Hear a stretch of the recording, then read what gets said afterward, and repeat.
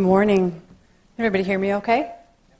Thank you for having me back and being here with me today. I always love coming here and being in this presence. And if I ever doubted synchronicity, this morning was one more confirmation of that, because Mavis and Sandy and I hadn't spoken before today about any of this, but as I hear them talking about things that we see as our weaknesses that are actually our greatest strengths, it fits right along in with what I've believed about the topic that I'm going to talk about today, and that's actually fear. I'm going to start with a story. Once there was a young warrior. Her teacher told her that she had to do battle with fear. She didn't want to do that. It seemed too aggressive. It was scary. It seemed unfriendly. But the teacher said she had to do it and gave her her instructions for battle. The day arrived. The student warrior stood on one side and fear stood on the other. The warrior was feeling very small, and fear looked big and wrathful. They both had their weapons. The young warrior roused herself and went toward fear, prostrated 3 times, and asked, "May I have permission to go into battle with you?" Fear said, "Thank you for showing me so much respect that you would ask permission." Then the young warrior said, "How can I defeat you?" Fear replied, "My weapons are that I talk fast and I get very close to your face. Then you get completely unnerved and you do as I say. If you don't do what I tell you, I have no power. You can listen to me and you can have respect for me. You can even be convinced by me. But if you don't do what I say, I have no power." In that way, the student warrior learned how to defeat fear. This is a story I first read from Pema Chodron. And I shared it on Facebook one morning earlier this year, and I was surprised at, in a matter of minutes, the number of people who liked it and commented on it. And I was actually really surprised at who the people were that liked it and commented on it.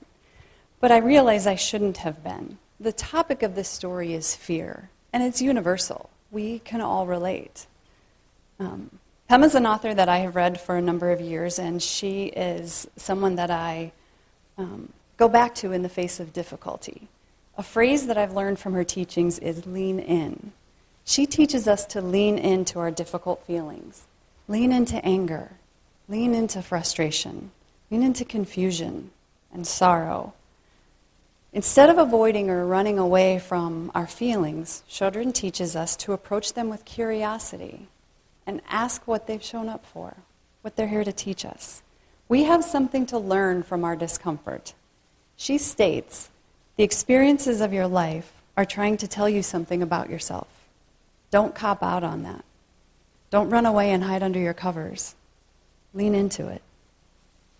So lean in has become kind of a mantra in our home. When one of us is struggling with something or angry or uncomfortable, we'll remind each other to lean in to face whatever the issue is. In full disclosure, this is usually followed with some expletive of some sort, because let's face it, when you feel uncomfortable, the last thing you want to do is feel it more. But that's exactly what Chodron asks us to do. So we laugh and we try. This story has given me a slight shift in thinking. We often hear the phrase, "face your fears." Something clicked for me as I was reading this story, and I wonder if many of us, when we hear that phrase, we actually think in our minds, face off with your fears. Isn't that what society tells us to do? To fight it? So for me, facing fear has often felt like a duel or a conflict, and I've rarely felt like I've won.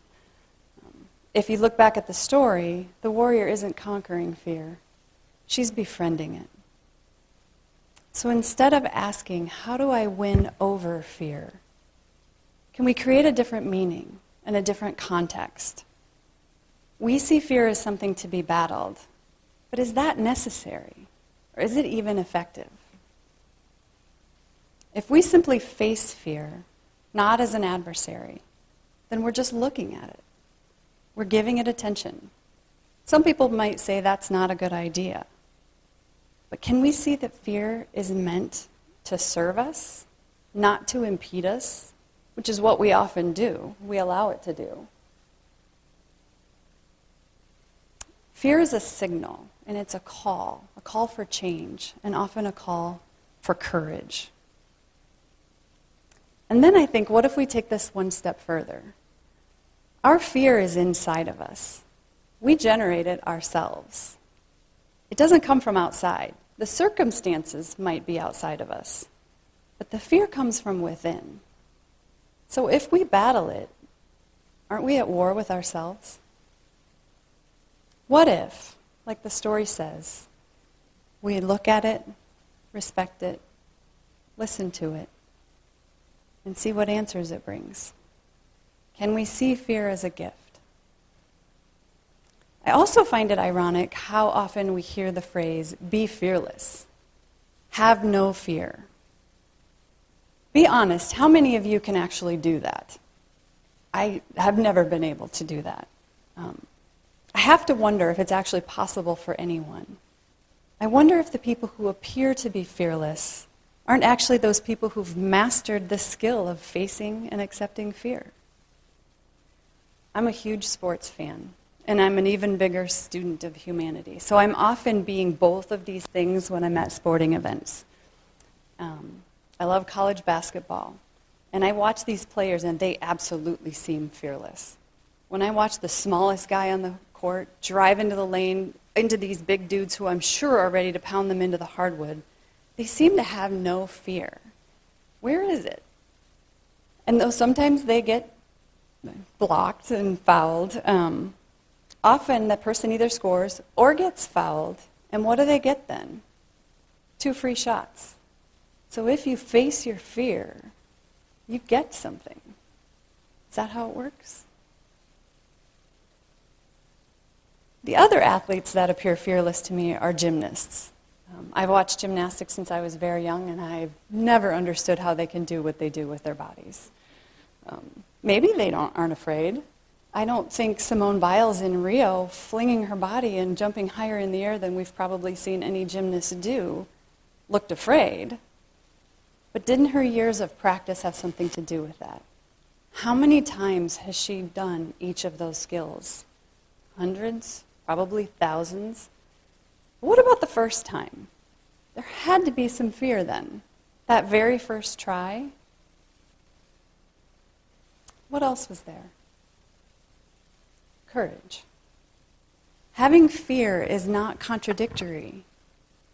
Having courage is not contradictory to having fear. I think we often equate courage with fearlessness. But courage isn't being fearless. Courage is a result of fear. It's an outcome. You can't have courage without fear first, can you? So how do we get to courage? By facing fear or by avoiding it? And of course, this concept doesn't only apply to fear. It's true of anything that makes us uncomfortable. I think this speaks to a larger picture in our world, in our society today. I was watching a Brené Brown video earlier this week, and I'll be honest, some of what she said stopped me cold. It made me take a long, hard look at ways in which I avoid, and I had to admit some things to myself. In this video, she's discussing how we respond to people who are different from us, different belief systems from us, and different values than ours. She states that we are a highly polarized world, which I would agree with. And she calls this a crisis of spiritual connection. Brown's definition of spirituality is this: the deeply held belief that we are inextricably connected to each other by something greater than us, and by something that is rooted in love and compassion.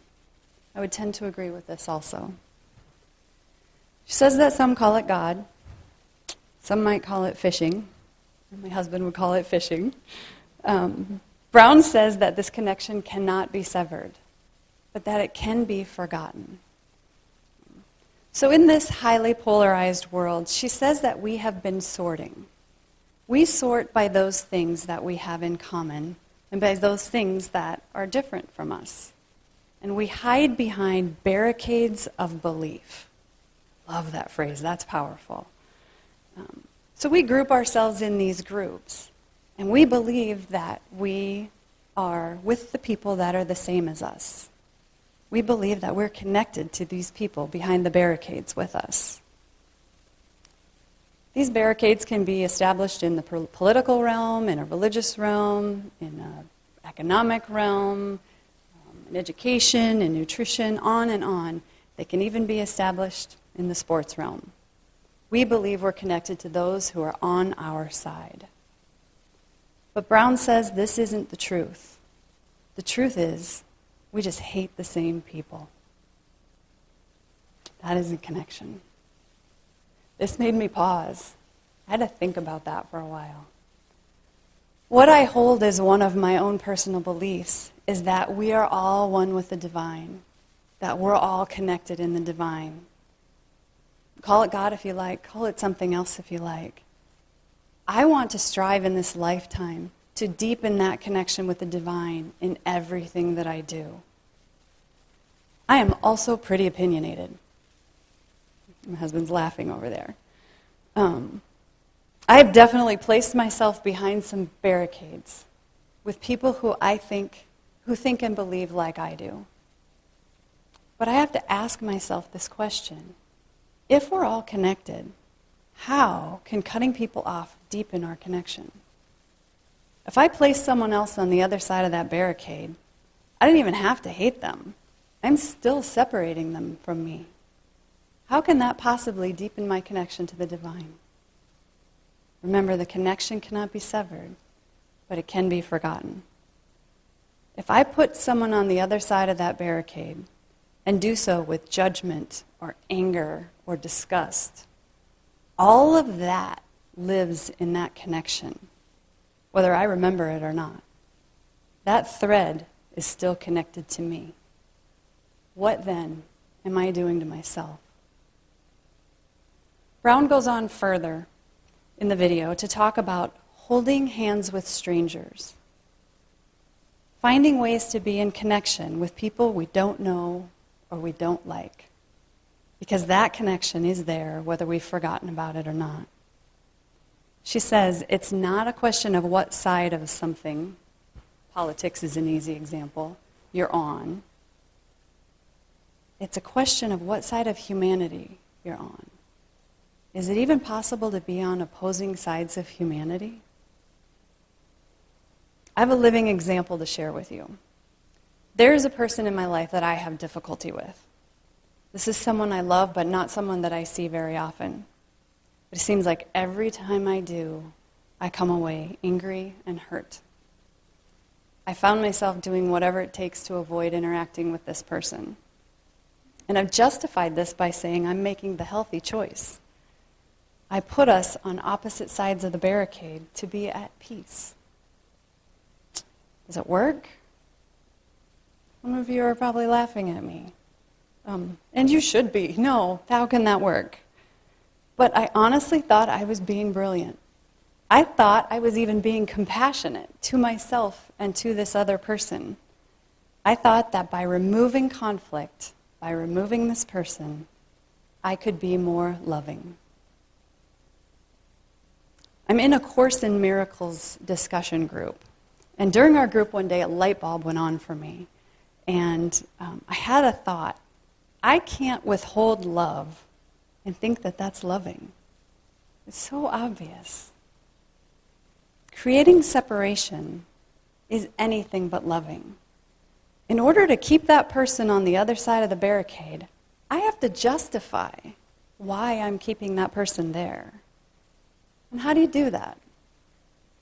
You do that by continuing to be angry. You do that by continuing to make that person wrong.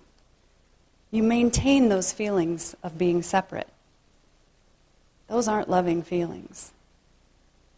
I had the opportunity to see this person recently over the holidays. And I was uncomfortable and I was afraid. and I wanted badly to avoid.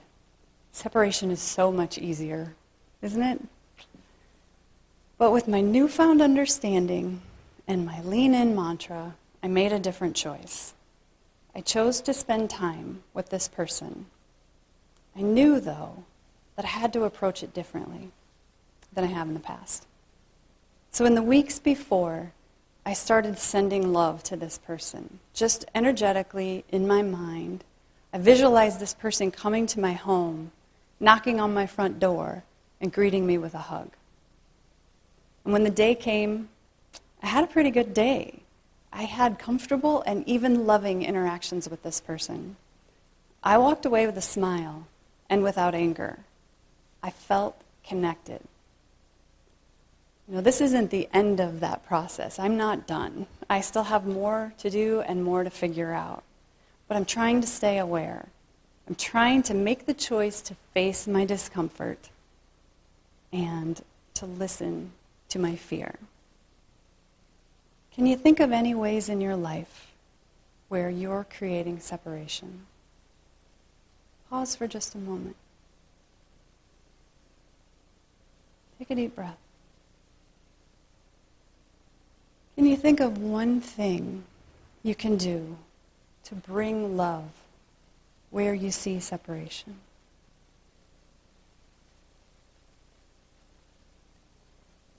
Is it worth a try? In her teachings, Pema Chodron says the following: what is this lesson in the wind? What is the storm trying to tell you? What will you learn if you face it with courage, with full honesty, and lean into it? I'd like to finish with a poem I recently found by Jeff Foster. It's called Be Gentle with Fear. Be gentle with fear. It is a child of the unknown. It has traveled light years to find you. Do not be afraid to feel it fully. It will not harm you. Let it come closer. Let it penetrate you if you must. Feel its aliveness, the pounding heart, the vibration and tingles in the body, until there is no definition, no division between self and fear, until you cannot call it fear at all, until there is only life, raw and immediate and benevolent. Fear is a breaking open into the unknown, a shattering of certainties. It is the forging of a new path into the vastness of night. It is the thrill of being awake.